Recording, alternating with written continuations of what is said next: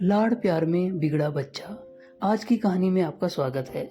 एक नगर में प्रतिष्ठित व्यापारी रहते थे, जिन्हें बहुत समय बाद एक पुत्र की प्राप्ति हुई थी। उसका नाम चंद्रकांत रखा गया। चंद्रकांत घर में सभी का दुलारा था। अति कठिनाई एवं लंबे समय के इंतजार के बाद संतान का सुख मिलने पर घर के प्रत्येक व्यक्ति के मन में व्यापारी के पुत्र चंद्रकांत के प्रति विशेष लाड़ प्यार था, जिसने चंद्रकांत को बहुत बिगाड़ दिया था। घर में किसी भी बात का अभाव नहीं था। चंद्रकांत की मांग से पहले ही उसकी सभी इच्छाएं पूरी कर दी जाती थी। शायद इसी के कारण चंद्रकांत को ना सुनने की आदत नहीं थी और ना ही मेहनत के महत्व का आभास था। चंद्रकांत ने जीवन में कभी भी अभाव नहीं देखा था, इसलिए उसका नजरिया जीवन के प्रति बहुत अलग था। और वहीं व्यापारी ने कड़ी मेहनत से अपना व्यापार बनाया था। ढलती उम्र के साथ व्यापारी को अपने कारोबार के प्रति चिंता होने लगी थी।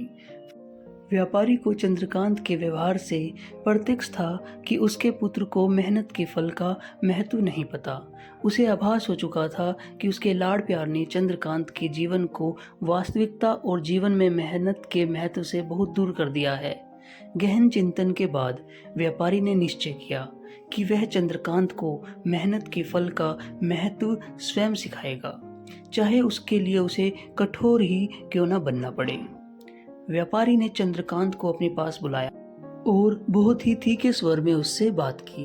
उसने कहा कि तुम्हारा मेरे परिवार में कोई अस्तित्व नहीं है, तुमने मेरे कारोबार में कोई योगदान नहीं दिया और इसलिए मैं चाहता हूँ कि तुम अपनी मेहनत से धन कमाओ, तभी तुम्हें तुम्हारे धन के मुताबिक 2 वक्त का खाना दिया जाएगा।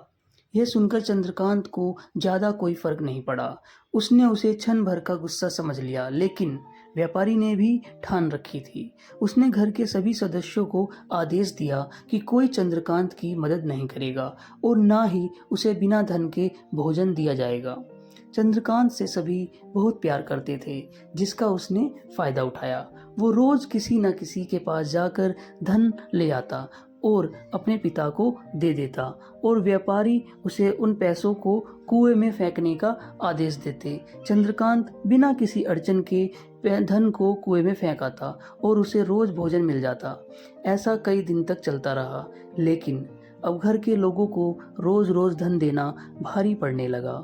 सभी उससे अपनी कन्नी काटने लगे, जिस कारण चंद्रकांत को मिलने वाला धन अब कम होने लगा और उस धन के हिसाब से उसका भोजन भी कम होने लगा। एक दिन चंद्रकांत को किसी ने धन नहीं दिया और उसे अपनी भूख को शांत करने के लिए गांव में जाकर कार्य करना पड़ा। उस दिन वो बहुत देर से थका हारा व्यापारी के पास पहुंचा और धन देकर भोजन मांगा।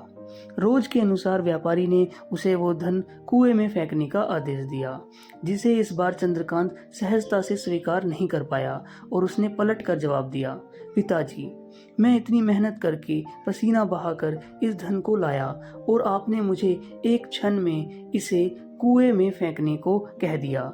यह सुनकर व्यापारी समझ गया कि आज चंद्रकांत को मेहनत के फल का महत्व समझ आ गया है। व्यापारी भली भांति जानता था कि उसके परिवार वाले चंद्रकांत की मदद कर रहे हैं, तब ही चंद्रकांत इतनी आसानी से धन कुएं में डाल आता था। लेकिन उसे पता था एक दिन सभी परिवारजन चंद्रकांता से कन्नी काट लेंगे। उस दिन चंद्रकांत के पास कोई विकल्प शेष नहीं बचेगा।